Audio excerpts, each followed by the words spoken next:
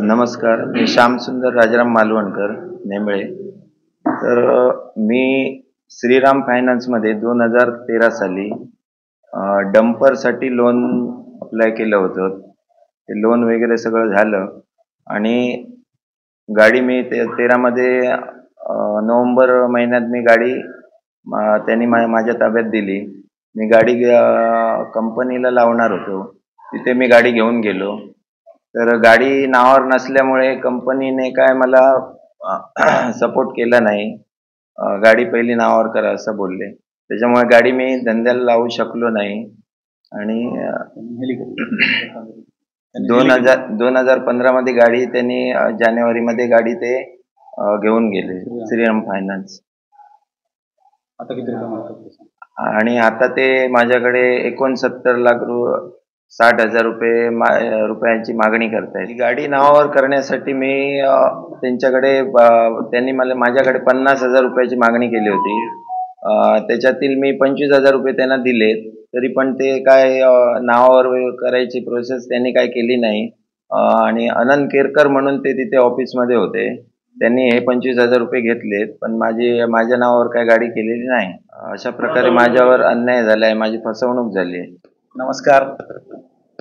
सावंतवाडी श्रीराम फायनान्सची जी शाखा आहे त्या ठिकाणी कर्ज घेतलेले श्यामसुंदर मालवणकर यांच्यावरती श्रीराम फायनान्सकडून जो अन्याय चालला आहे आणि कायद्याचा दुरुपयोग करून बेकायदेशीर वसुली कारवाई जी राबवलेली आहे त्याची तक्रार संघटना म्हणून संघटनेकडे आल्यामुळे मी जिल्हाध्यक्ष दीपक कुडाळकर, अविनाशजी पराडकर, राजेश माने, नाईक सर्वच आणि स्वतः पीडित कर्जदार आज इथे आम्ही आलेलो आहोत.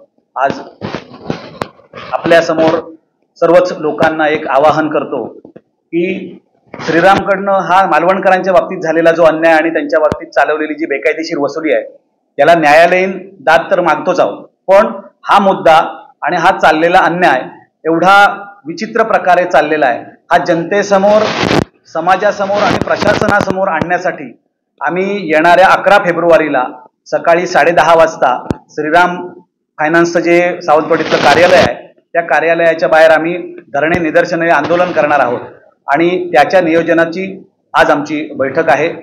शिवाय त्या संदर्भातली आजची ही आजची पत्रकार परिषद संपली की आम्ही पोलीस आणि श्रीराम फायनान्सला सुद्धा जाऊन भेटणार आहोत की त्यांच्याकडनं चाललेला हा गैरप्रकार हा जनतेपर्यंत आणणं अपेक्षित आहे.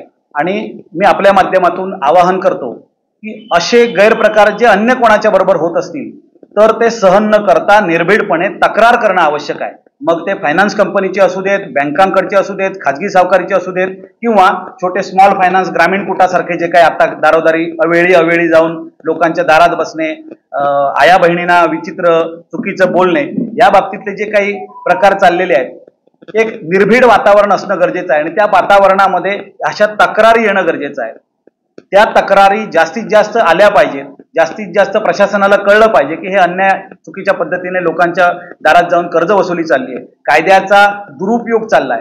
यांच्या बाबतीत सुद्धा तसंच आहे की ऑर्बिट्रेशन कायदा जो आहे त्या कायद्याचा गैरवापर करून यांच्या बाबतीतला 11 लाख रुपये घेतलेल्या कर्जाचं 69 लाख रुपये वसुलीसाठी ऑर्बिट्रेशनचा अवॉर्ड आणलेला आहे. ही रक्कम बेकायदेशीर आहे आणि हे बेकायदेशीर चालू असलेले कृत्याला कुठेतरी वाचा फोडण्यासाठीचं आमचं उद्याचं 11 तारखेचं आंदोलन होणार आहे.